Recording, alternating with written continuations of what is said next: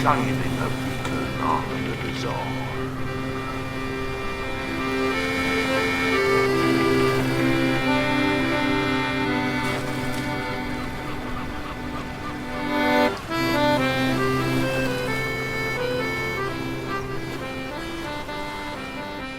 It's a lovely sunny day on the Kraken Cove Island, Arcade. Mate, it's giving me back hope. Sunshine! I know it's the first time spring is in the air. Oh, it is, and spring is in our step, Arcade. It's lovely outside. I mean, if you look over there, you can see the little Kraken Cove rabbits fucking. Oh, yes, I see the rabbits. Yeah, you can see the rabbits. Look at them, don't make any weird noises, do they? I can do rabbits. Yeah, the rabbits well, because are cute. you're doing the edit now, you see. Yeah, let's slow down. So what you get to do is what you need to do is hold the recorder closer to the rabbits. Right. Thank you. Yeah, the bunnies. Oh, the bunnies have run off. We must have scared them. The bunnies. You know what I mean? They're only there a little bit. Yeah, that's good. Yeah. But if you look out to sea, what can we see? No, just the sea. Oh, it's beautiful out there. Yeah. Oh, dolphins! Where? I can't see. Oh, yes, I can hear them and see them now. The honeymoon is over for Benny. Let's just slow it, yeah. What's in the sky? What's in the sky? It's an eagle!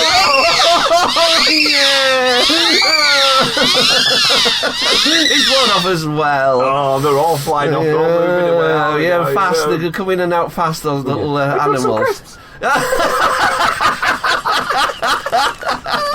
Thank you. Yeah, I'll just. I won't open them yet. Yeah, we can. That's a good idea. Yes, we'll go a bit easy on you. Please. It's really hard. Hey, do you remember the time when the giant Easter Bunny came that we came towards Easter? I've got a solution for that already. That connection in Libya, don't forget. Oh yes, that'll be good. I've thought of that already. Asking. Because this is Kraken Cove, the podcast that shines a beacon onto the bazaar, and I'm Matt. I'm a Benny. So we're back again on the island, and again, big thanks to Benny for doing the editing. Oh, I'm enjoying it so far. double trouble this week. Yeah. So we've had an easy ride. Bunnies, so far. dolphins, eagles, Chris. Right. You'll keep up with it. But spring is in the air. Oh, it is. It's genuinely nice. So in it, seeing that bit of sun. Jesus, that were a long, dirty winter. It was, and I think the thing is, I don't like a winter where you don't have a proper winter. I like a crisp frosty morning. Yes, it's nice and firm underfoot. Yeah.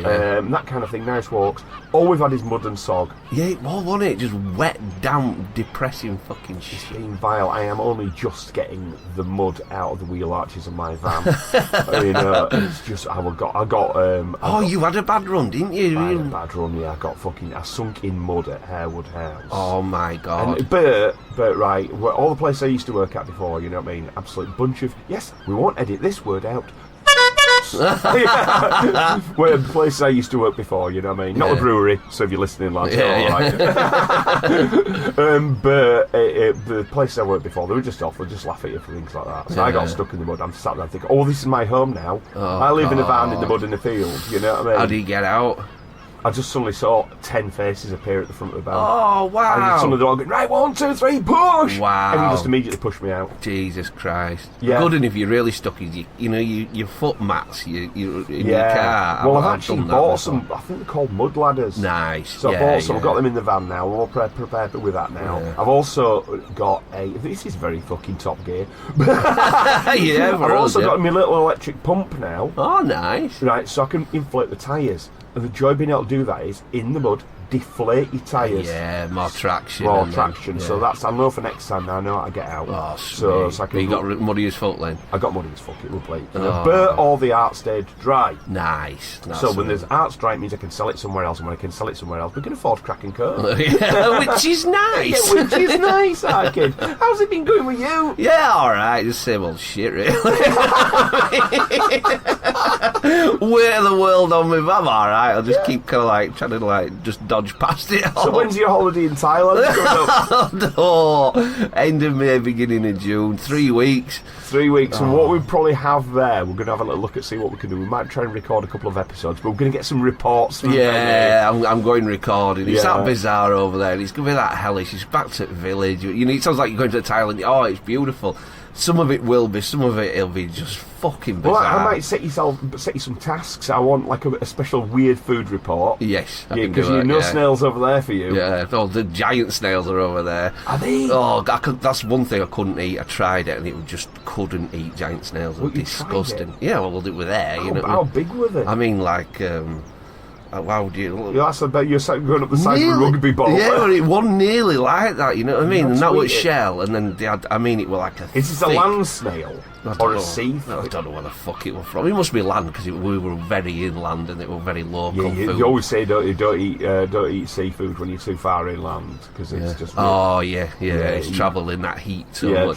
Saying that the squids here, St Village, you can get really good squids. Well, they call it squid. Yeah, it's just fucking pig's arsehole. Yeah, it will be. Yeah. Some kind of udder or something. Yeah. There was a big thing about that, about... Well, that's true. Calamari or whatever it is. How do you say that word? Yeah, it's calamari. I said it right. Yeah. And that was pig's ball. Well, they did test some, and they did find some of it was just basically pig's arsehole. But calamari don't really taste about, does it? It don't, but it's my favourite, because I always soak it in lemon, you know what I mean? I need it all soaked up. But I like squid on it, so, like, just you see the squid. Yeah, which is fair play. And the tentacles and all. Well, look, what sort of noise does a squid make? Maybe that's what we need to do your side of it, just do it all in your mouth. Yeah. I was an eagle sound like, there you go. Just edit that bad boy back in. You just keep doing that. You're the fucking human beatbox. I'll just scratch my balls with a packet of crisps. It smells the same as cheese. Oh, I think it's all the vinegar of it, yeah.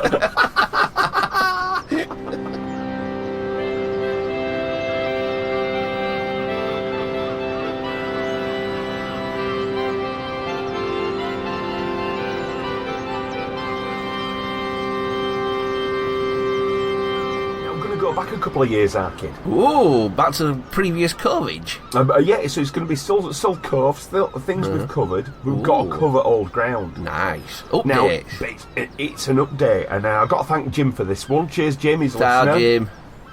And but I have seen it everywhere else as well now. So he was the first guy on the ball. Hot off the press. Yeah. Wow. So the Monoliths are back.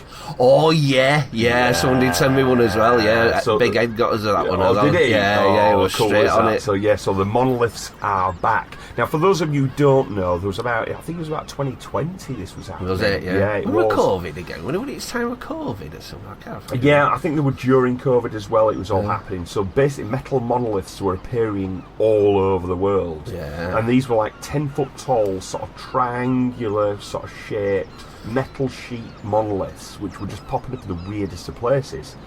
Like they were in deserts, they were in sort of like lovely little glades, they were on islands, cliff edges. They were absolutely all over the place, and they're absolutely bizarre. But it was 2020 they were appearing, but now they're back. And it was on Hay Bluff in Wales, just outside Powys, right? The new monolith has appeared. Now, the good thing about this one, this was the reporter for this, Sarah Hooper. Oh, wowzers. Yeah, so our family name is Hooper.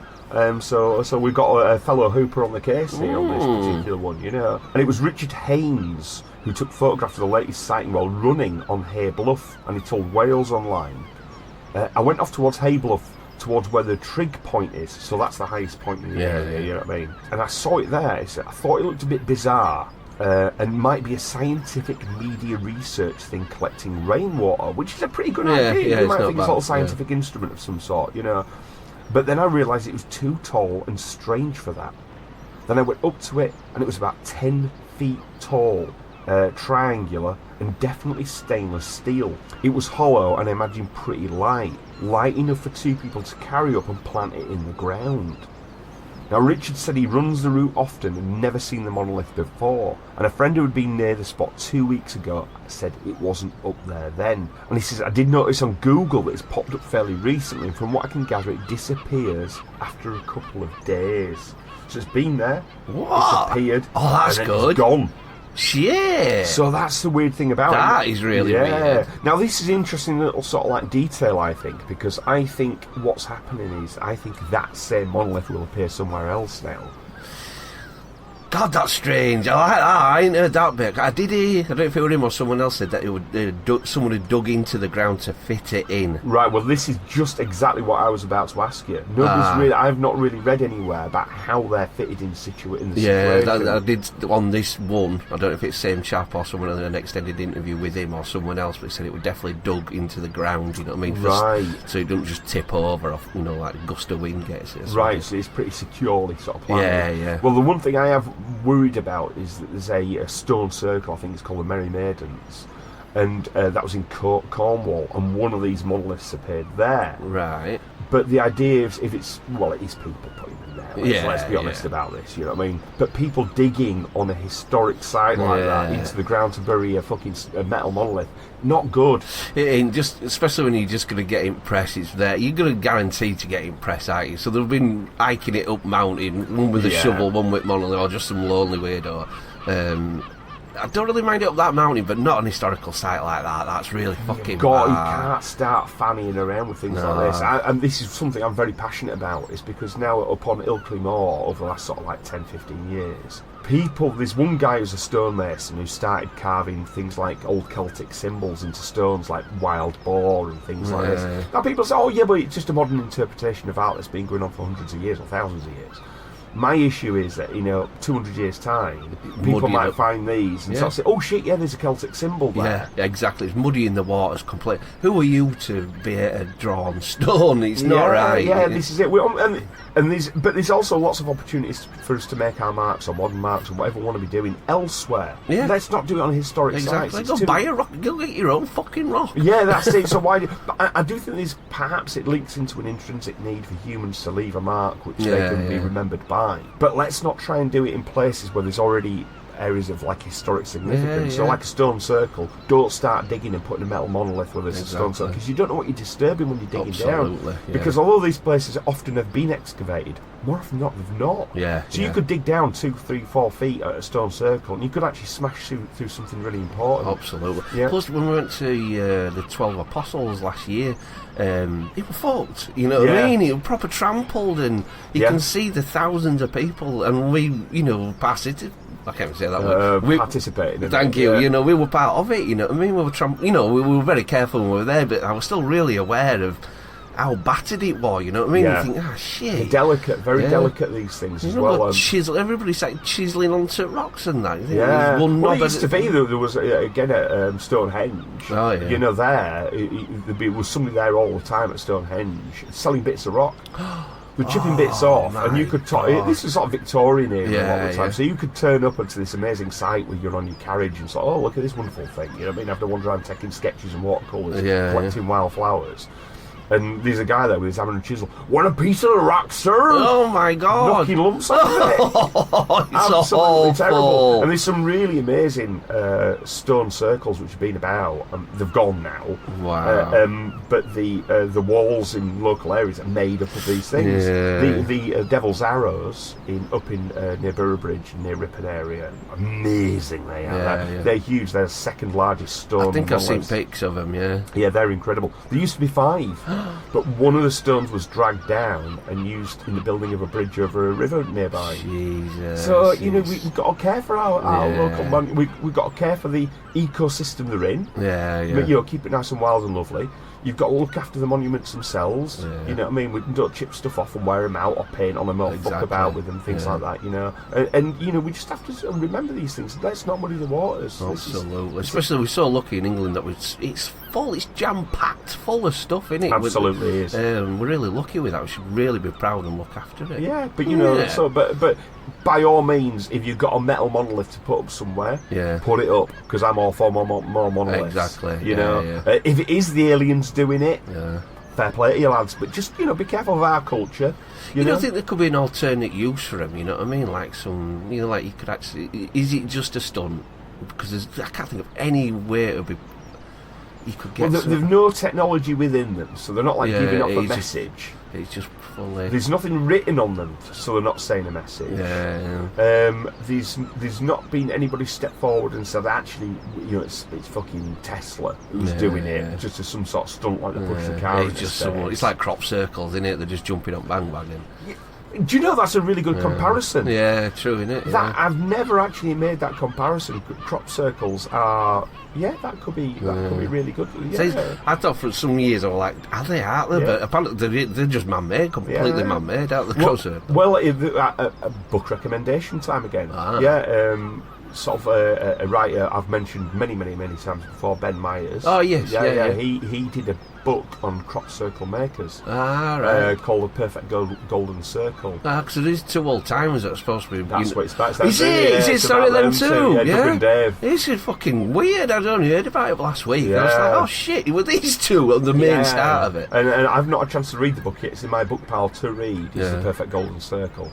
But the one thing that is interesting, a quote from them two, it's not a direct quote, but they were saying when they would actually make the circles, they'd go in almost a trance-like state when they were doing it. So they'd start making these things, because you're at night, you're in a completely empty cornfield or wheat field or whatever you're in. You're tramping things down for dozens of hours sort of thing, to get things right. Tramping it in a circle type of thing. So there's a rhythmic kind of method that you're working at, and they said they almost went in trance-like states while they were working. Oh, no, that sounds a book I want to read now. Yeah, so there you go. So, rather than actually sort of like destroying nature, by all means, sort of like make a crop circle, I think. That's all right. Don't get shot by farmers. Yeah, well, that's the only thing with it. It's like poor farmers are going to lose half the crop because you've been doing that. Well, they're dicks anyway. Man, we're going to do a partridge. I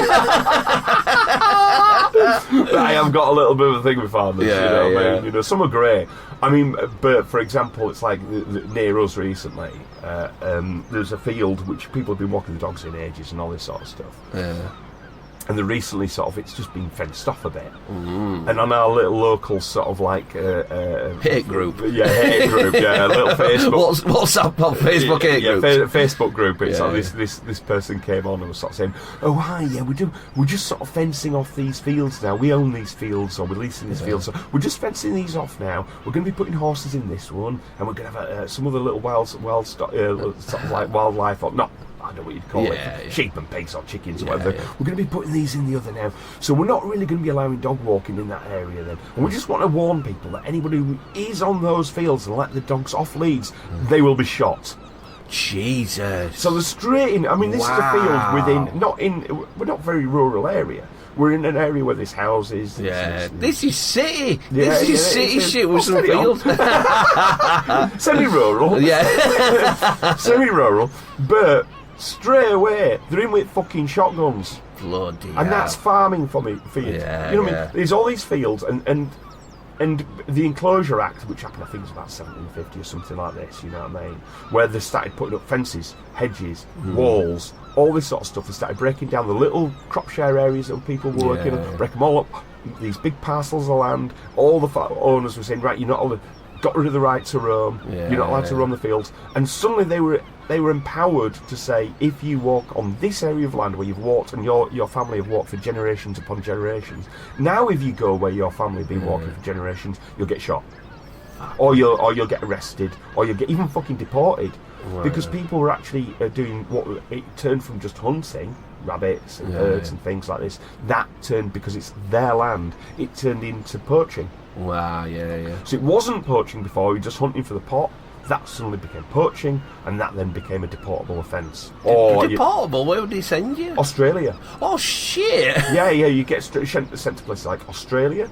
You'd get hands chopped off, you get branded, you get put in stocks. I've always thought, like, in Robin Hood's Day and all that sort of stuff. Poaching, you tight get. You've got, like, a forest half the size of England, you can't even go get a rabbit in it. Yeah, what are you supposed to do? Yeah, that's hunting in the King's Forest. It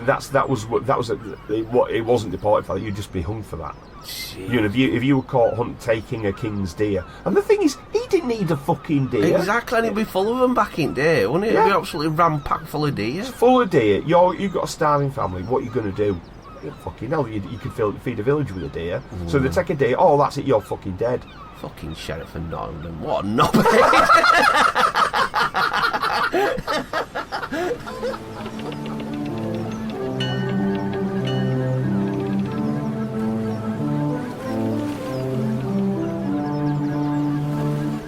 Water, that are good. Ooh, look at you. And it's not bad, is it, when you slurp it? It's nice. I fucking need it, it's like getting kidney pain. Yeah. I'm the thick one.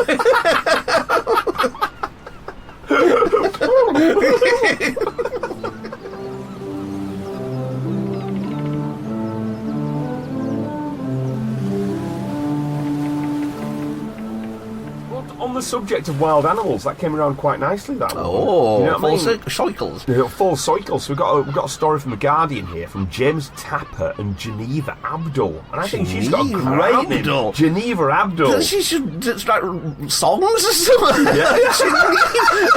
Like some convention. Well, I thought she sounded like a great name for like a female assassin, like the something like Geneva Abdul. You know, and she sort of crosses sort of cultural boundaries all over like Africa, India, Europe, all the way through. Who is she? I don't know. You know? Smoke and mirrors. You know? That's it, isn't it? Oh, I think it's a great name. Yeah, that. very good.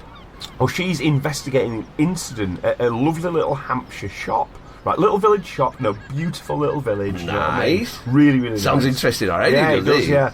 They're investigating the gruesome wildlife killings in Hampshire of about 50 hares, a kestrel, and a barn owl, right, amongst other animals. Right.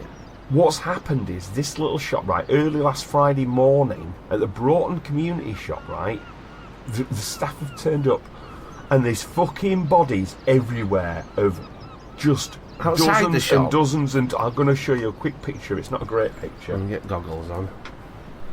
Oh my god. So Right. it's like, it looks like a crossroads and it's just covered in death. It's just covered in death, right? There was blood smeared on the shop windows. 2 birds had been stuffed onto the door handles. Whoa. It was a fucking and a few miles away, right? They described what was known as seen as a decapitated deer. There was dozens of hares, pheasants, all sorts of animals, rabbits. But I mean, a barn owl and a kestrel. It's just like fucking what you been doing? Well, have you heard of that TikTok trend? What? Well, it's kids going out with catapults and killing animals and then posting what they're killed for the day, you know what I mean? No. The government has something about banning catapults. It's supposed to be massive at the moment. Fucking hell, I didn't know I ain't this. seen the trend. I don't want to get into that algorithm, you know what I mean? But Well, we need to look at that. yeah, man. Honestly, only last week I was like, what the... I didn't want to look at it, Matt, to be honest with you. You just think, oh, that's so fucking disturbing. Do you know what's sad about that is we are when people go on about millennials and generation whatever, you know what I mean, Generation Z or whatever they are now. I don't know, I'm not very up on this, but this younger generation, they're the ones that I really like.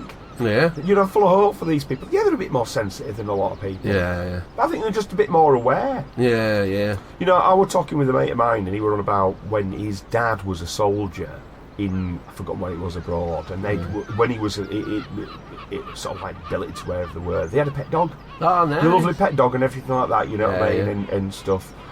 And but when the tour was over, they all had to up sticks and go. Yeah. So what do you do about the dog? He said, "I'll just shot it in the head." Oh, God almighty! And that's you loyal dog! That's that generation. Yeah, The loyal yeah. dog got shot in the head, and I think they were a bit more brutal and not very aware. Yeah, and I yeah. think even like our generation was sort of like, you know, it's a little bit post-punk, sort of 80s, 90s, but we all rattle on like, oh, we had a fucking great time us in 80s and 90s, and that.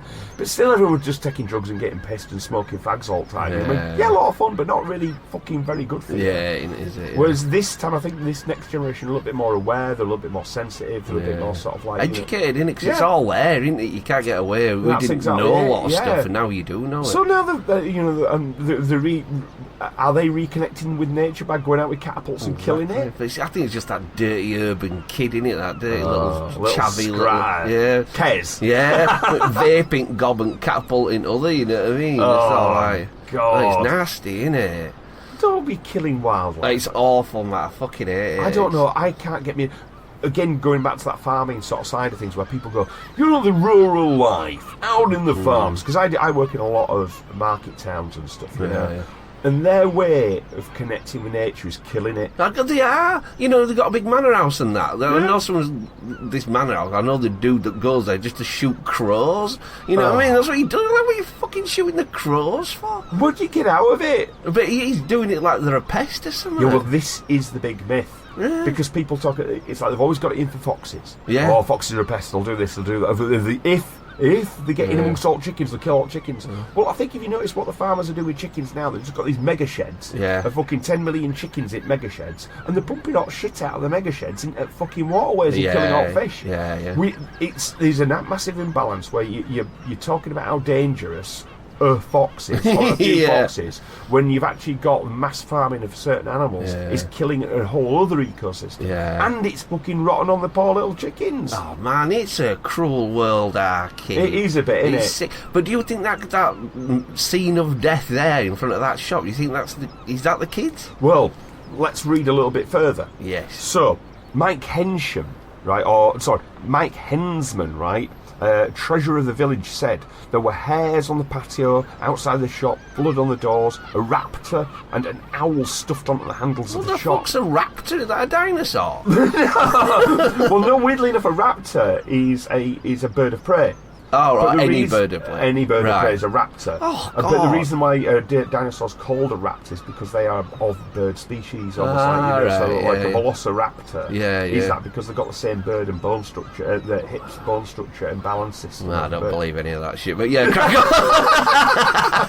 on. This is, I don't know why they've done, but they've made a mess, this guy said. Mess? Yeah, well, this is my thought on this, right? And it says they can do that because nobody was overlooking them. We have got CCTV, but we've got the whole thing there, and we passed it on to the police to deal with. It says they said they're trying to identify the owners of a silver Suzuki Grand Vitara. Now, it seems like somehow all this stuff's come out of one fucking 4x4, right? Jesus. Now, this is like this shop has been opened by volunteers. And it's been run by volunteers as well, right? About 6 years ago, right? And it's saying although it's a village shop, people say it's more like Fortnum and Mason. What's that? So that's a really posh shop. So it's not like selling you fucking eggs and Twix and things like this. It's selling luxury. So, but what I'm seeing here is this is a very affluent village. Yeah. This is a place that is absolutely being gentrified. Yeah. It's full of your poshos. Yeah. So if you've got a village shop, if your village has a shop in it which is more like Fortnum and Mason's, which is selling sort of like Prosecco and fucking smoked salmon, Harrods type shit, it shows you're really, really posh. What this could be is a rebellion of rural people against the posh incomers. So now all this stuff they've killed here, hares, owls, raptors, things like this, these are seen by rural people as pests and things just to kill. Now, hare coursing is a type of awful gypsy blood fun. I mean, if you boil it down, actually. Gypsy fun. I'm fainting. Yeah, I don't want that. Yeah. But you'll find hare coursing is still a very, very much alive and well in your very, very posh communities. Right. Now, one of the... do you remember there's a TV show called Two Fat Ladies? Yes. Right, and they were basically two horrible fat women who hated each other. Did they? They did, yeah. And there's one of them died. I don't know if they're both still alive, but one of them, he used to big lumbering woman who used to go around in a fucking wax jacket, proper rural posh, you know, 5 names, you know, something, you know what I mean? That really shows. Well, she got done for hare coursing. Jesus. So the way they do it is quite often they go out in the fields with massive 4x4s, park all up, jolly hockey sticks, all with fucking bottles of brandy and fucking wicker baskets full of snacks. Get these fucking lurchers and fast dogs out of the car. Oh God! And they course these hares. Now the thing is with a hare, it knows it's faster than a dog, not on the flat. By turning. And that's what these dogs and hares do. So they'll turn in tighter and tighter and tighter circles in a field trying to escape. And these dogs will eventually chase it down and try and kill it. And will just rip it to fucking It's all a hare. I've only seen like 2 in my entire life and it was a magical experience. These people, it's like, oh, there's something to kill. and they're so... Fucking hell. Yeah, so this I'll chase them. Yeah. Fight. Fat chef coursing. Oh, I love that hill. You can call it main coursing.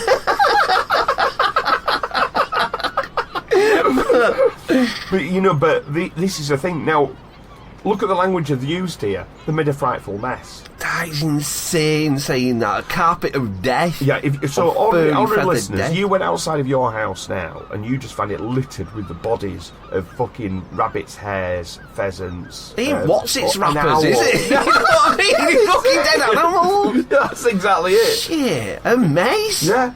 It's not fucking, I think there's something... I'll throw a fucking right wobbler into this one. Chris Packham or whatever his name is. Okay, Have I said it wrong? No, okay. But he's one of them that he's all for wildlife, isn't he? And he's offended some arseholes and they like throw dead badges on his gate and all sorts of stuff, you know what I mean? But it just seems a little bit like that as well, you know, like... Well, I thought you were going to have a go at Chris Packham. I quite like chap, he's weird, you know what I mean? But I quite like the I really like him. Yeah. He's, again... Great book recommendation. Fingers in the Sparkle Jar by Chris Packham. No, you told me about this one before and I don't want to read that shit. He's a good book and I really like him, especially when he does suffer from Asperger's. Oh, does he? Yeah. And he knows it, and he did a really good documentary quite recently about autism. I think it was called Autism and Me or something like that. Very interesting book, and he's a very intelligent guy. Yeah. And very controversial because a lot of people think, oh, Chris Packham's sticking his nose in with the rural communities where he shouldn't. And I think, no, he's fucking right. He is right.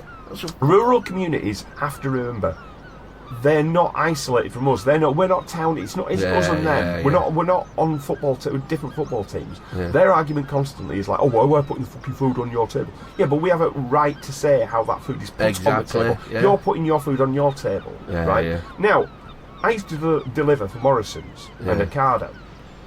And I used to deliver up into the towns, up into the countryside, and farms. I used to deliver to farms at midnight. Yeah. So I'd have to drive along their fucking rutted little roads and stuff like that to get to their fucking farmhouses to deliver. Not the food on their table. I'm putting the food on their table too. So I'm delivering their fucking Watsits and their fucking sausages and burgers and chips. And you can't tell me these are these rural, living off the land people. They're not. They're eating the exact same stuff as us. But how they produce it is important to all of us. Exactly. And if they're producing it non-ethically, they're talking about, leave us alone. We want to do things our way. Right. Those roads that I went to were shit. How about if I went and took those dry stone walls down either side of that road, tarmac the fucking things. It's easy for me to get to. How happy would they be then? Would you like that? No, it's a very valid point. You know what I mean? So it's like, we're all in it together in here. We all need to decide how our food's produced, how it's sourced, and we all need to care for nature. Absolutely. Should tighten laws. Wildlife is crashing. Hedgehogs. When's the last time you saw a hedgehog? You don't. They're all dead. Yeah, we see the hog of the hedge. Yeah, the hog of the hedge. Our friends. He is. So all these things are disappearing. But a lot of it, it's happening where we are as well. Chemicals are being produced. But if they're saying, the farmers are saying, this is the reason why things are going wrong. They just see us all living together in cities. Yeah. If they don't like us living together in cities, how about we all come and build a housing estate in one of your fields? And we all live with you, and you can tell us on a daily basis where we're going wrong. Yeah, exactly. And plus, and that land, they've got that land. It's give up, you know what I mean? Give us some of my land back. Yeah, rural hill farmers. Everyone goes on about like your sheep farmers and stuff. They're going, we've got a right to live our way that we want to live, and everything. We're supplying food for you. The honest truth is, we don't need British lamb. New Zealand's tasty. New Zealand's tasty, Australian's tasty. But the thing is, it's more eco-friendly for us to ship it from New Zealand to here. Is it? The British lamb, I'm not sure about Welsh lamb, I know British lamb is almost 100% subsidised by the government. God. The government completely subsidised. If there was no government subsidies for farming of sheep on our land, there'd be no sheep farmers. Wow. They'd just go, and then they'd say, but who's going to look after the land if we're not there? sheep on land just eat everything. Like you said, white maggots. White maggots. Yeah. So they completely fuck up our Yeah, fields. the land would look after itself. The land It'll would grow, wouldn't it? It'd grow, we'd have trees. Yeah. That's what would happen. And more animals. Yeah, that's it. We'd have Less wildlife. bloody farmers. Yeah, this is it. So what we need to do is String them up! farmer coursing. Set dogs on. Let's get it on. Man, I'll TikTok that. I'll TikTok that for $1.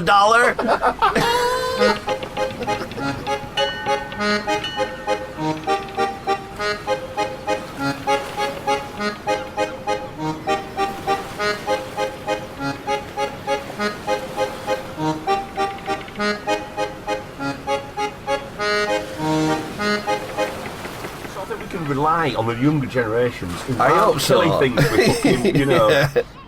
But one of the things I think is really, really important is young people having a say. Yes. That's what I think. Taking part in elections, the democratic process, young people getting into parliament and getting onto local council. Change all this shit that's going on. It's all craziness. Yeah, this is the thing. It's the old people, even our age group. Yeah, I think we're not doing an ace job of it. We want younger people in, taking part, getting involved, you know, saying how things should be. But so this is why I'm all for this young woman, originally from Turkey. She's getting into like the student union of the city of university. She's sitting on the local council there, so she's going to get in the council there. How old is she? She's young, 21 or something. I think, she's sort of like in her early 20s, that kind of stuff, you know what I mean? You know, and she's getting a lot of attention for this now. This girl's name is this girl's name is Tuna Cunt, right? What? Is it a weird spelling? Has she called? Oh yeah, it's really weird spelling. Yeah, it's spelled Tuna. Yes. Kunt. Tuna Cunt. Oh, she can't be. Is it just? Has she done it on purpose? Is that unfortunately her Turkish name? That's just her name. That's what she's christened. No. It's Tuna Cunt. Oh, Blaze. Has anybody actually told her? She has previously spoken about her awkward surname, saying, well, fucking never had surname. I gotta say, put them together, boom. Saying that she's used to the jokes, and she wrote, follow me while I try to maintain my cool, elegance and humour while replying to Tuna Cunt jokes. Thank you for laughing at me. It's been an amazing icebreaker and conversation starter. Get on to embrace it and just roll with it. Brilliant. Goes, I'm now going to make a tuna pasta and relax until results party. Rub it all over me. Well, you see, the one way round that, right, is... Get a sister involved. Cheesy. Well, I thought she got married. She got married to somebody like John Sandwich. Yeah, to always flip it. Yeah, tuna sandwich. That's good. Yeah, that'd be quite nice. So I think she sounds like, you know, that is something from the old where you just like, that is ridiculous, but it's my name. Yeah, well, this is it, it's funny. Yeah, get over it. So one person wrote, I'm guessing her name will get her noticed. All hail Tuna Cunt. You can't say it enough though, can you? That's it. Well, the fact that she's got the fucking brass balls to embrace it and run with it. That's the people we need. Yeah, the future. Now, if you think about it as well now, with social media and everything, so if she went not just from sort of like local politics to sort of like national politics, that's it. Tuna Cunt, right? She's standing for people. You're up against all these boring people, and that name, she could go viral. She could be. That's the Prime Minister of the country. Yeah, we could be run by Tuna Cunt. Oh, mate, the future's a cunt.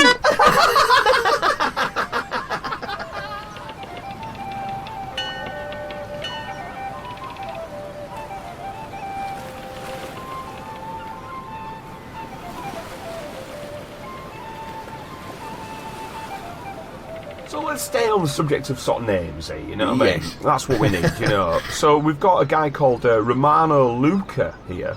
Oh, it's not his full name. Sorry, Romano Luca Hitler, age 69. Romano, he have TJ Hooker.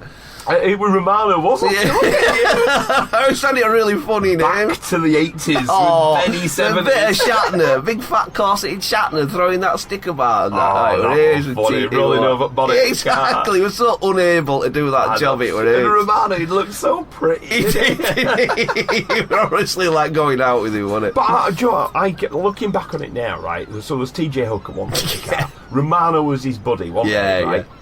Where did that fit blonde lass come into it? I don't know. Did she rock up in another car? Was she on her own? Yeah, true. She just turned up, didn't she? She just turned up, right. So these two brave coppers working together, and we're focusing on what they're doing. TJ Hooker in uniform, all that sort of stuff. Well, she's the brave one. Yeah, she's in car on a fucking top. Yeah, fit as hell. Yeah, this is it. You know, and I could never figure out. Same as what was the other one called? It was. What was the stuntman called? Oh, Fall Guy. Fall Guy. Yeah. I never spent much time at school, but I taught ladies plenty. Kind of rapey, innit? Yeah. I'm thick, but I like to fuck. Yeah. So he's there. He's got his little mate Howie, hasn't he? Oh yeah, Howie. Him and Howie are kicking about and solving shit. Where's that blonde lass coming to it again? Oh God, yeah. Time and again. It just turns up, don't it? Around corner. Bo and Luke Duke. Oh yeah. How does Daisy get involved? Oh, yeah. Where's she coming in? Man, that's a very good 80s point that no one's getting at all. Yeah, there's two blokes, right? There's two gay guys, right? Driving. Yeah, basically. There. And then there's a blonde Buddies. lass. There's a really sexy lass on peripheries. Just sort of gets involved. Yeah. And dips in and out, but they're not interested, are they? No, not at all. No, they're not interested. They'll be fighting in lumps, wouldn't they? Normally, the beat cat talking about her all the time, Yeah. because that's what blokes do. Yeah, it's true. They'll be sitting in General League going, I'll tell you something. Those shorts were right up her ass. Yeah. Could you see it? Yeah. Did you see it? Did you see it? Shit, why didn't you not? Yeah, I could fucking see it. Same as that TJ Hooker, we were on a stakeout with Romano, weren't we? Yeah. And I don't even know the name at last. I know, Blondie. Yeah. Yeah, they'd be going bloody on fire. I hope she turns up soon. I don't know how she gets here. Is she walking? Is she on bus? Yeah, is she in boot? Yeah, maybe that's what's happening. Got Blondie boot. But they're not. Yeah. They're not going to toss them till they rock up. Is that what are we on about again? Wow, we ramble. Oh, Romano, that's it. Romano. Romano. So we've got Romano, Luca, Hitler, right? Bo and Luke Duke, Romano and Luke. Oh, yeah. This is it, you know.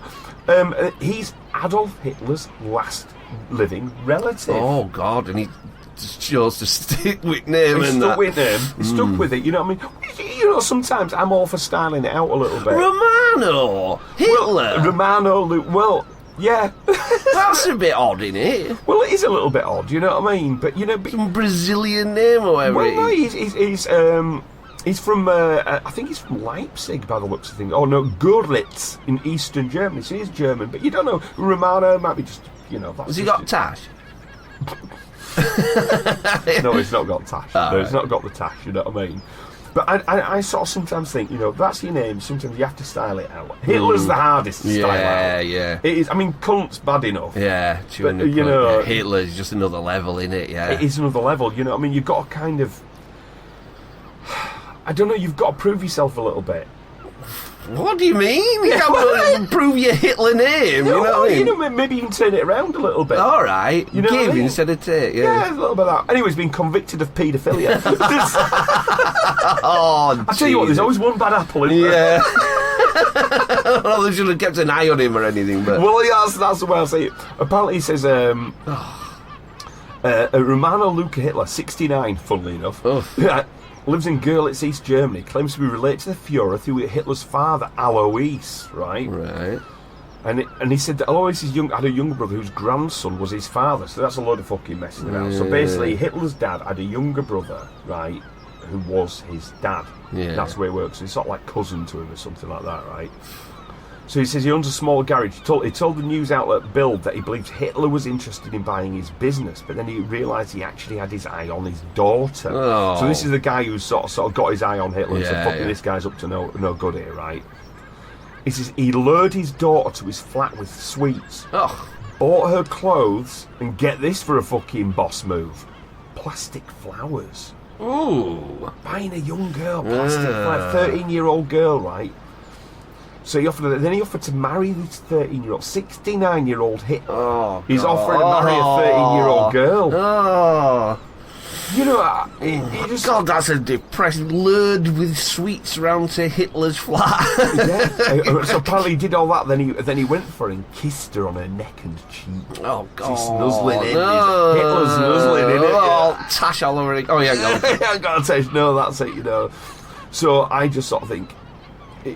Hitler, who claims he ended up in a monastery when his parents died and was adopted by a Polish family. Oh, said he's talking shite. He know what to do with Hitler. That's it. He's fucking done it, is this, you know what I mean? But I think it's like, apparently though, the Hitler's only real confirmed living relatives on his dad's side, his great nephew Alexander, Louise, and Brian Stewart Houston. Yeah, so they're not Hitlers anymore. Yeah, they've got rid of that. That's gone from that. Like you do. And they live on Long Island in America. All right. You know what I mean? So yeah, but I think you don't can't tar a whole family, can you? From it, you know what I mean? Unless you're clinging to the Hitler name. Yeah. And necking with 13-year-old girls. Oh, with your plastic flowers and that. I know, it's dark, innit? Oh, they last, the flowers, they'll never die.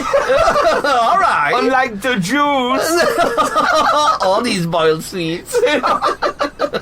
Awful business. Nasty. Awful Nasty. business. Ooh. Fucking, that's it. Just get short of fucking Adolf here or whatever. It's like a roller coaster. Is this episode arcade? Let's try and find something a bit like arcade, you know. Fucking palate cleanser, please.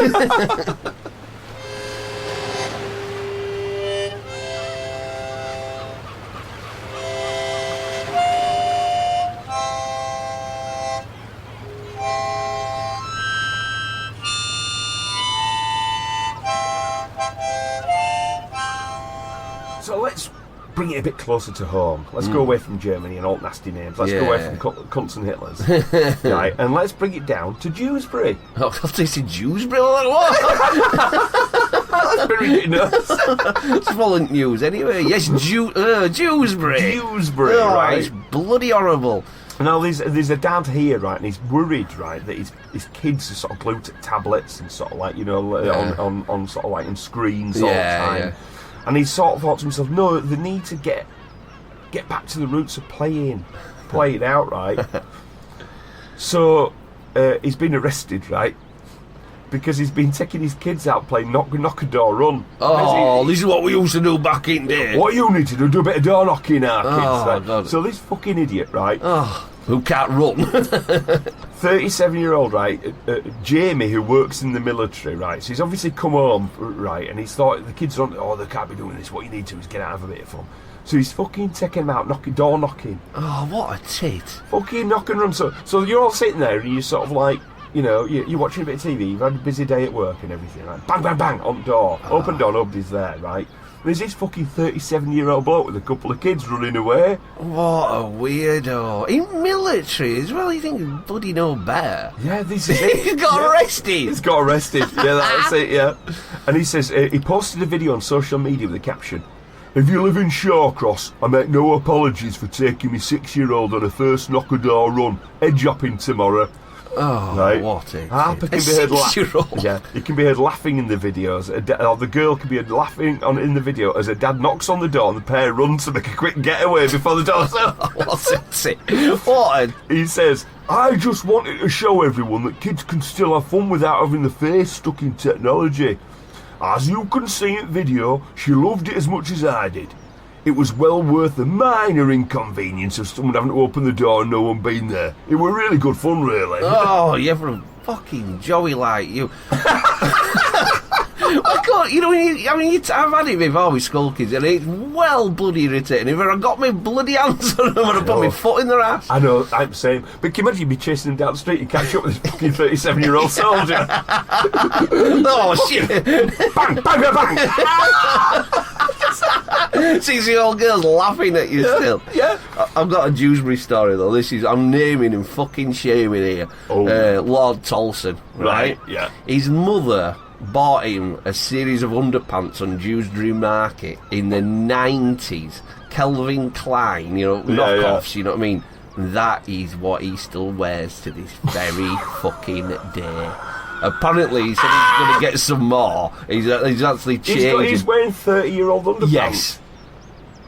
I just can't imagine what they're like. Fire. I just find it absolutely revolting. You know what I mean? How hazardous would they be? How flammable? You know, like 30-year-old Trump's blasting through them. Fucking hell, His fire. ball rubbing all. Oh, you just think, oh, you filthy beast. How are they still lasting? What the fuck? What happens if he's... Bizarre. Oh my god. But, 30 years old pants? What will they be like? I don't Are they know. like cobwebs? Like, yeah.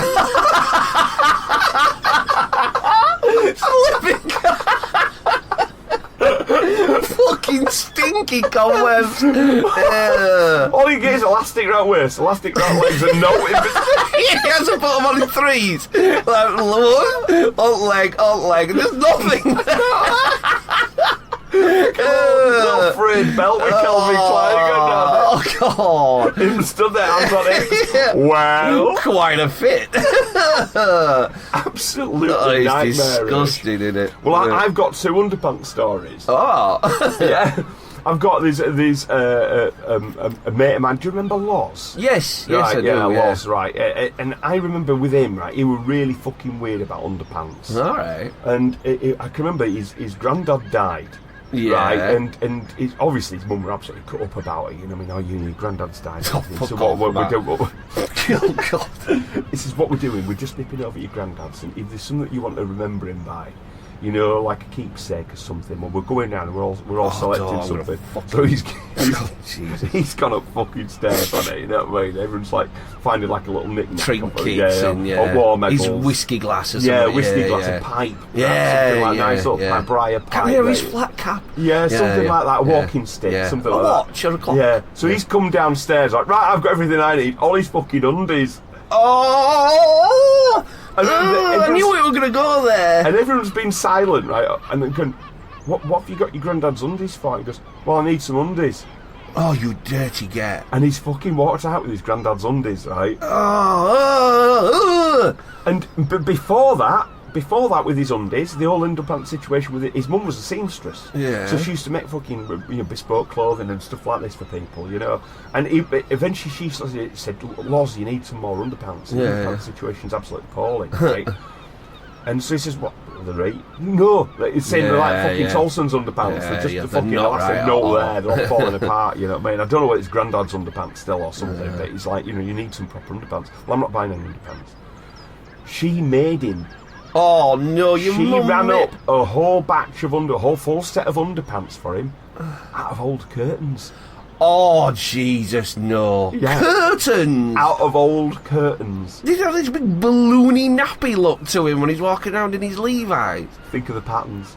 Oh, God. These were fucking wildly patterned curtains. Proper 70s kind of 70s, print. yeah. Oh, in this shot. man. Pelicans on them and shit. big orange flowers. and all that. Green, orange flowers and pelicans. Yeah. Oh, God. And he showed me one once. He said, no, I've got some on. And he fucking showed me. And the were really rough. Oh, what? Really rough. Really heavy duty. And these wild patterns of this material. That is sick. It's sick. Yeah.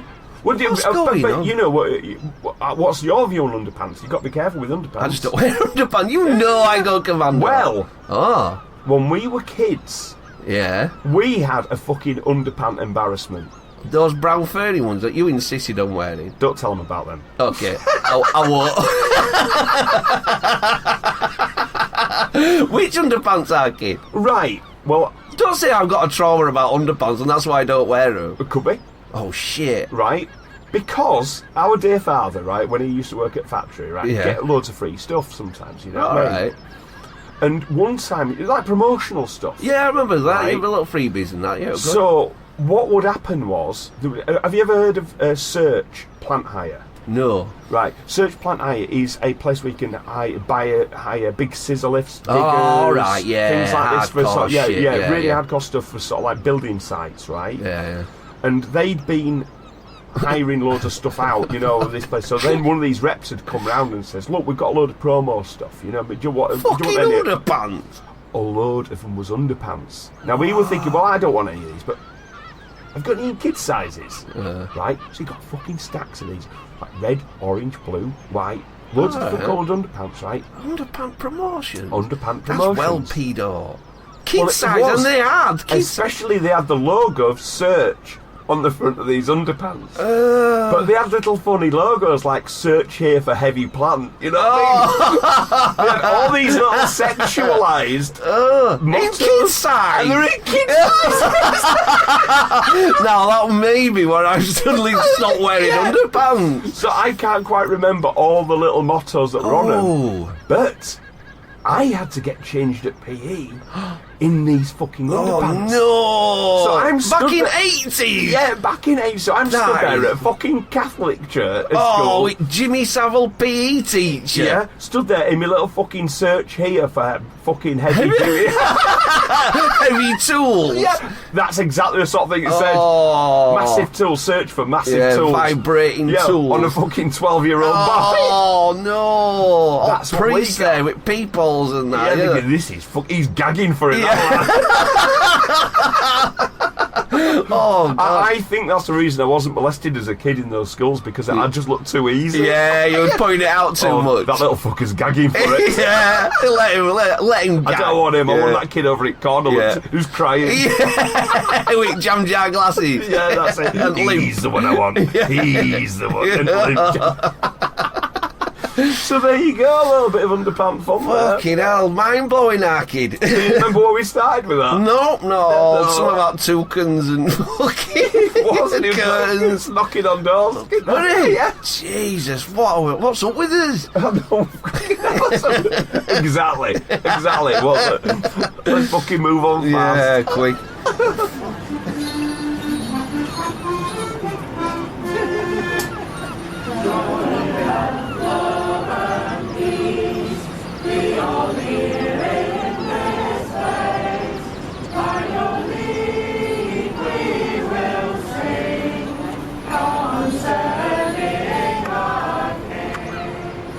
I don't know if you remember a film called The Passion of Christ. Yes, Mel Gibson's. Yeah, Mel Gibson's Passion of Christ. Now, I thought that was a fucking weird choice of a movie to make. Yeah.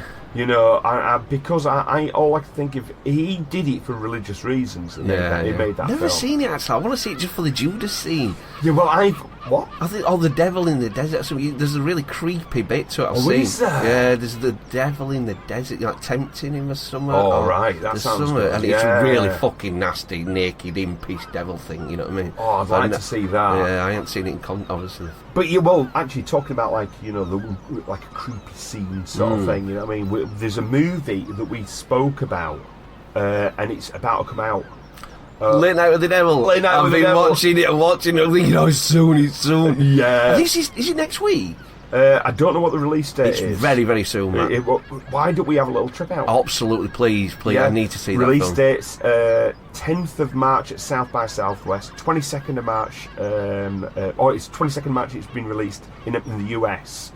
So I don't know what the... I think it's pretty... I'm sure I saw it UK release date. UK and America, they're sort of they're getting close now. Date, so I think we need a little trip out to go see that one. I need to see that, mate. Yeah, we need the right cinema as well. We can't just go see it anywhere. We've got to see the right cinema. So that's a good one. But for freaky films, this, as you said before, this is a weird choice. And the fact it got full backing, it got everything to do with it, like the Passion of Christ. Great actor as well, really like that dude, isn't it? They were in Thin Red Line. Jim Caviezel, I think he's called, you know what I mean? Yeah, he's fucking brilliant in Thin Red Line. Which one is he in that? He's the one, the kid that's trying to get away from it, the passive kind of, he don't want anything to do with war. Are you sure war. that's the same guy? He plays Jesus in that, yeah, I'm sure of it. Really? I'm sure of it. That blew me away, did Thin Red Line, and I just thought, keep an eye on that kid. And he's got the eyes for it as well, that kind of white guy eyes. Well, he played the part of that. He's not the main guy, is he? He's like a that actor. He thought he was going to be the main part, but and he was always. Well, John Cusack thought he was the main part, and no one knew who the main part was, but he thought John Cusack thought it revolved around him, and it really revolved around that kid instead. Well, you are absolutely 100% right. I know my movies are, kid. Yeah. Who's that? The one I would think of is Adrian Brody. Oh, yeah. Adrian Brody thought he was the lead. Right. And he was sold it as the lead. And all through all filming, he was told this is the lead part. But then they realised, as you're absolutely right, I can't really place him in the film as Jim Caviezel. I can't. No. I've only seen it once. Oh, he's doing the narration to it, really. Right. There's like a background drop of it. You know what I mean? It's beautiful. Oh well, I'm absolutely impressed by your knowledge. It blew me away when I saw it. Some fucking great acting in there is some awesome acting in it. Who was the one who was like fucking cowering? I've forgotten who, absolutely terrified. It wasn't. There is one. I can't remember now. Woody Harrelson. No, he doesn't cower. He gets his ass blown off, doesn't he, by a grenade. But instead of doing troops, he just dives on it himself because he's on his own belt and he blows his own ass off, and then he's just like crying to death. You know what I mean? It was fucking awful. But the Passion of Christ. So it's like good actors, and they said it was a weird experience. Was filming this, right? Now I'm sort of funny about this anyway. If you're actually dictating exactly what happened in the Bible has been the real thing, and everything, I think you're treading on dodgy ground there. You're sort of tempting fate a little bit, just as much as if you are doing a film which almost like evokes the devil, if you like, like The Exorcist, have loads of curses about it, and things like this, self-proclaiming prophecy type of thing. Yeah, well, that's why I thought with this, I always thought, I think you're projecting something as real which we don't necessarily know to be real. But he said he had one of the toughest and spookiest experiences of any actor on this set ever, right? He says they accidentally included whipping him twice. Wow. So they'll do the scourging at the pillar. They accidentally really whipped him, resulting in, get this, a 14-inch scar. Oh, God. It's over a foot-long scar. It was actually famed for being so realistic, the whipping, and it was real. Yeah, that's it. They absolutely did it, right? During the carrying of the cross, he slipped and the cross landed on him. It was a full-weight cross. Dislocated his shoulder. Oh, God. Right? They crucified him in -4 conditions, and he got hypothermia, right? Oh, my God. And because of the makeup effects and things like this that he had, he suffered severe migraines and a swollen face, right? And it just completely fucked him, right? So far, so horrible, sort of thing, right? Well, that wasn't the worst thing that happened to him. While filming on the Sermon of the Mount, Caviezel was literally struck by lightning.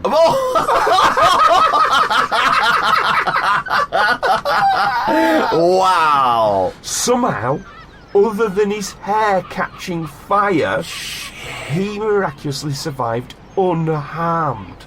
Man, that's biblical shit. You got to stop straight away. You're doing a biblical thing and then you get biblical things happen to you. That's it. No. This is a thing. Believer or not, you just think that. So on set, in the middle of it all, he was fucking struck by lightning, right? However, there were 3 other separate incidents of lightning strikes, 2 of which struck poor old assistant director Jan Michelini. So there was more lightning strikes. Zapping all over and that. Zapping all over the fucking shop. You're like thinking, oh shit, not me. Oh, let me touch some wood. The cross! No! Kapow! There's only really one other film where this has happened, where there's been a lightning strike which was enough to put people off the film. Wow. The Exorcist. Was there lightning? I thought I'd read it all about that. During it shows a historic religious setting opposite an old church. During the premiere, the church spire was struck by lightning, causing the crucifix on top to briefly catch fire. Shit, a flaming crucifix. Oh, yeah, baby. That's fucking metal. So I think if you've got a lightning strike on your film, something's fucking going wrong. Well, if you look at... Are you aware of his 2-part movie he's brought out, Mel Gibson, recently, or he's going to bring out, about exposing all pedo ring in America and Hollywood and that? Yeah, he's on camera years ago saying it's devilish, you know what I mean, this whole play. So this Christopher Walken story. No. Oh, God, he's in a room with Walken at the top, and in his view of things, he's already known about the elite and the evilness in Hollywood and how you join the gang, you know what I mean? And he was like, I am not joining any gang, and especially with something to do with kids and all the rest of it. I'm not saying Walken's involved with it, but they're at a top floor, I can't quite remember the story, Matt, though. But he's getting. They're just chatting away. So basically, what you're saying is there was a thing that Mel Gibson was saying on an interview. Exactly, him talking live. I can't remember it fully. I found it on my phone. Right, she was just playing it from the horse's mouth. So this Yeah. is Mel Gibson getting interviewed. Christopher Walken, first time I ever did a casting session in America, Yeah. terrified me. Me too. I mean, fucking hell. I came to meet the guy. They said, he's flying in from God knows where. 500 Yeah, but he didn't miles. need a plane, right? Yeah, it's like... He didn't need a plane. He came in, he was doing all the kind of Scorsese stuff. And I said, have you had a chance to read the script? And he looked at me and he said, do you like my face? And I went, yes. And he said, well, that's fucking great, because if you don't, get De Niro. Fuck you, I'm out of here. And stood up and walked out. And everyone said, well, that I think was quite a good meeting. No, he came to see me on a rooftop in New York. I said, hey, can I talk to you? And he said, sure. And he floated in, sideways, through a crowd of people. He was wearing black.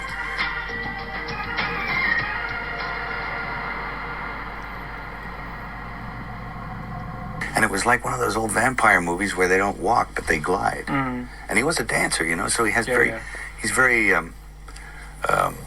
graceful. Yeah. And he moved sideways, and he just sat down in a chair next to me. And it kind of frightened me. And he's a very smart guy. And we started talking, and I didn't, say much of anything about reading the script, nothing. I just started talking about the Middle Ages, and he began to talk tortures. And we swapped tortures, because I'd read this book on torture. And I tried to recall some of the most heinous things I'd ever read in this book, and he was like, oh, and he'd try and top it. And it got, and my assistant was there, and he left because he couldn't stand it anymore. Yeah. The air had turned cold. And then he left, and I wanted to leave. And because I knew that I didn't want to work with him. Yeah. And he was getting scary. Yeah. And then I turned around, and it was on top of the Peninsula Hotel. I turned around to avoid his steady gaze at one point. Yeah. And I was looking at a building with the top of the sixes on it. So there was a huge illuminated triple six in red. Yeah. And I went from that to that to that, and he started smiling. And I thought, oh no, Chris Walken is the Antichrist, Fucking hell. That is scary, isn't it? That is just mental. But this is in 90s, him talking there, and he's been saying it for years. Obviously, he was shouting, I think, in The Passion of Christ, a bit Jewish kind of thing, what I mean, which I'm not. But then he's gone on the kiddie fiddler side and pedo rings. There's a 2-part movie coming out where he's just exposing everything, you know what I mean? Really? Because they've shunned him for Hollywood for ages. You remember that mad rant he had? That were a bit of a setup. They wanted him, out of it. But he's... Well, I don't know. I think he's anti-Semitic. Oh, massively, yeah. He's homophobic. Yeah. And he just call women bitches. Exactly. But, but then again, he did Lethal Weapon. And Mad Max. Oh, yeah. You know what I mean? Fucking Mad Max. Such a good film. 1 and 2 are just brilliant. Absolutely fantastic. But the reality of things is, he's a flawed person. But it doesn't make him... Yeah. I think he's a bit fucked up. Exactly. And apparently, Mel Gibson is incredibly good looking in real life. He's here. Yeah. My wife was actually in a karate. Should I just leave it there? Go on. She was a nanny in America, so in Los Angeles, she was taking her kids to karate lessons. Oh, cool. So her job was to drop the kids off, wait on there for ages, and just wait for the kids and pick them all back up again. So she went and dropped them all off, and she sat there reading a magazine and waiting, everything like that. And she's looking across, and all the other mums are all waiting and stuff, but they're all looking at her. Yeah. They're all staring at Carol, right, and going like, with this absolutely sort of like freaked out look on the face. And she's like, what are they freaking out about? And they weren't. They were looking next to her. Oh, God. And it was Mel Gibson sat next to her. So, but she's totally unfazed by stuff like that, you know what I mean? And so she just basically started and had a bit of a chat with Mel Gibson. And said, she goes, and his eyes are just astonishingly blue. Wow. He's really good looking, really nice bloke, face to face. Yeah. Just having a chat, really straight up guy. Yeah. You know what I mean? could see it in Mad Max 1 and 2, especially, the young, I think probably the second one, when, he looks so fucking good in Mad Max 2. He's just such a hero. He's just fucking badass. But Christopher Walken is absolutely freaky. Yeah. But but it's like they said about him being like being a dancer. He was a professional Yeah, dancer. He's yeah. super And he like can this, move. He can fucking really- shit. yeah. Well, that's what saved his life in The Deer Hunter. Wow. In The Deer Hunter, filmed a scene that went wrong, and he's Shit. in the film. Yeah. The film where they're all hanging from a bridge, Yes. right? That went wrong. Oh, God. And they fell into the water, did most of them, right? But the Walken didn't, because he was so lithe and agile. He Yeah. held onto the bridge and he didn't fall into the water. But the water was flooded.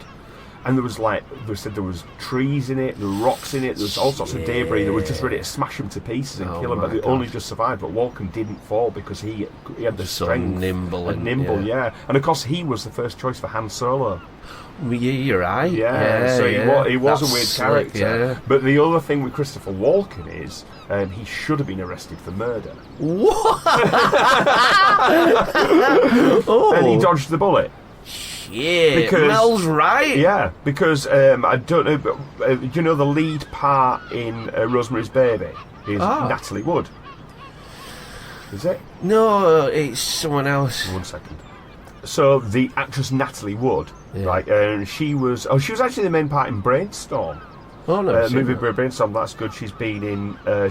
She was in with Robert Wagner. So this is right up your sort of thing. In Heart to Heart. Yeah. So that sort of thing. She did that kind of thing. But she was actually married to Robert Wagner. Right. So, or they're in a very serious relationship, you know what I mean? There was other films she's been in, has been West Side Story. She was Right. Maria. Right. Part in West there. And a great one there, All the Fine Young Cannibals. Oh, I've never seen that. Yeah, but that's where the band Fine Young Cannibals got get the the name name. on. Oh, Yeah, wow. that's it, yeah. Well, that Sorry. and the other thing is All the Fine Young Cannibals, that was written on the wall of Ed Gein's door. Oh. He wrote that All the Fine Young Cannibals on there. Yeah, that's another bit of a weird one. But we digress. Yes. But Christopher Walken, he was on a boat with Robert Wagner and Natalie Wood. Yeah. And they were out in the ocean and they were sort of all getting pissed and carrying on a bit and all this sort of stuff. There was only 4 of them on the boat. The captain of the ship, Robert Wagner, Christopher Walken and her. Oh. Right, and they were getting pissed and carrying on a bit, right, and eventually she'd sort of like had enough. She said, look guys, I've had enough. There'd been rowing, all sorts of stuff going on with this boat, and getting she went to heated, bed, right. yeah. Next morning she was found dead in the water. There were claw marks on the yacht's dinghies of somebody's been on it, and scratches, as if scratches were made in an attempt to climb back aboard, like she'd been clawing up, trying to claw her way back on. She was injured. She was not in a good shape or anything like that. Everyone just thought she'd got up in the night and sort of like Sleptwalked off, fallen off, but they think quite often it was either Christopher Walken or Robert Wagner from Heart to Heart who chucked her in. Jesus. But there should have been an arrest for potential murder on an investigation. Yeah. There wasn't. It was just treated as an accidental death. On the ocean, it's a dodgy place. No, I happen to really like Christopher Walken. I think do, he's amazing, he's like a hero. In fact, if you think of the era of Christopher Walken we're talking about, that was in the middle of him doing, what was the film? The Brainstorm. Is it Brainstorm? I don't know, Brainstorm. It was Scanners. No, Brainstorm. There's a movie called Brainstorm. It was in. Is he a psychic in it? Yeah, I think so. What was not the Dead Zone, but there's. Oh, he's in the Dead Zone. Oh, yeah, he's in the Dead Zone. Brainstorm. Well. I can't quite remember that. Right. Well, I'll give you the rundown of Brainstorm. She was in Brainstorm as well. Yeah, Yeah, so they're both in Brainstorm. So let's have a quick look at the premise of the movie. Researchers develop a system where they can jump into people's minds, but when people involved bring their personal problems into the equation, it becomes dangerous and perhaps deadly. So it looks pretty good, does that? Yeah, what's that other one with those bloody aliens in it, where it's a true story of a bloke who wrote a book and he were getting visitations from aliens? Walken's in that and that. Have you ever seen that shit? No, not Fire in the Sky. Oh, God, what's that? Communion. Yes. Was it in Communion? Yeah, he's the main star in Communion. Well, he's in Dune Part 2 as well. I know, I've Walken, seen it. Yeah. So have you seen it? Yeah. Oh, I haven't seen it yet. Don't tell me anything about it. No, I do. But Yeah, Communion is a rough movie. You think you'd know a sci-fi movie. Or Alien. That is so disturbing. It is really sick and disturbing. Oh, I might have to have another view of that one, you know what I mean? So maybe Christopher Walken knows more than he knows. Well, look at him, he looks like a fucking grey, doesn't he? He does. He's a devil. Yeah, so then we know now he drifts in like a vampire. Oh, like just a devil. floating in sideways. Yeah, and that way of talking. It's just it's a strange character, sinister isn't it? character, isn't he? Where do we start that again? I ain't got a clue. What are we doing? They're all down here and tether ourselves up a bit here.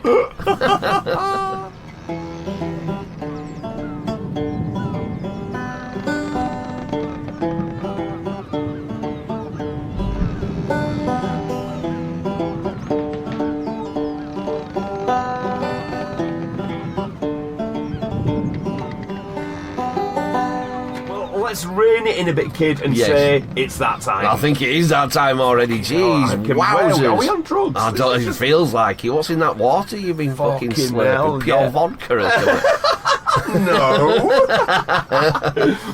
But let's finish with something a little bit more straightforward. We've gone from sort of like Christopher Walken. Let's look at Bob Dylan.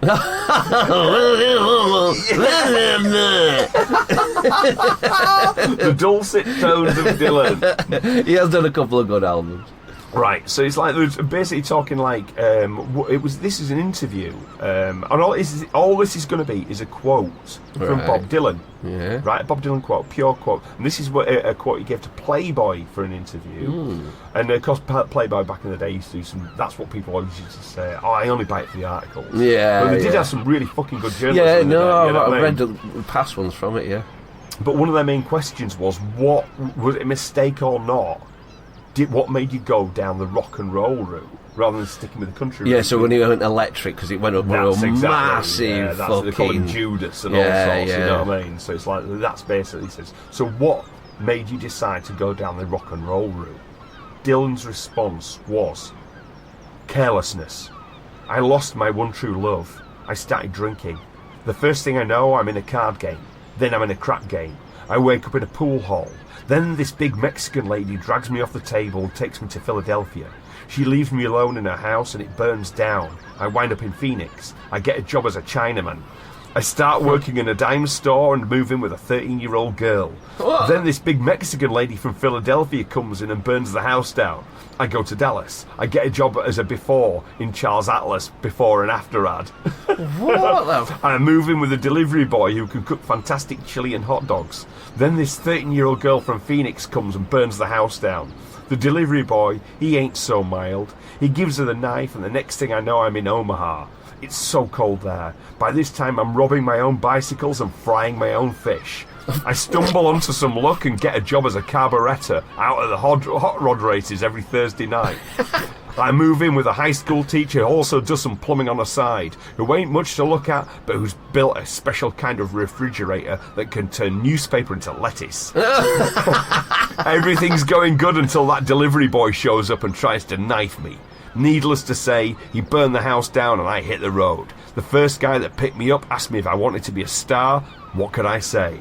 Shit. Playboy says, and that's how you became a rock and roll singer? Dylan, no. That's how I got tuberculosis. Whoa, what the hell is going on? Just to reel that off, though, that is insane. But Subterranean Homesickness Blues. Yeah, that's a good song. You know what I mean? And that's what that is, isn't it?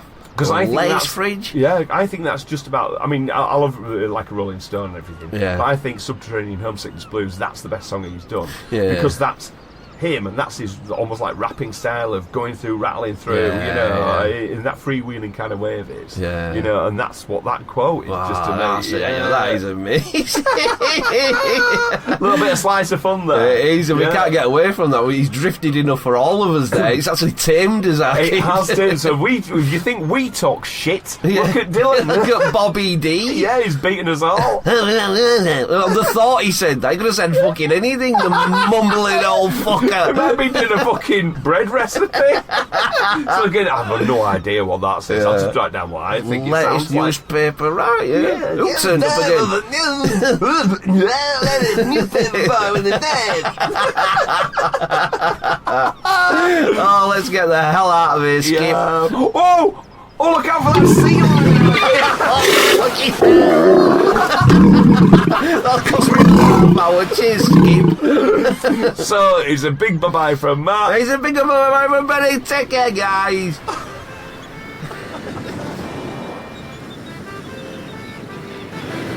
There are 3 ways you may contact Kraken Cove. Either by email at krakencovedpodcast@gmail.com, on Twitter at Kraken Cove, or Instagram at Kraken Cove Pod. Ha ha!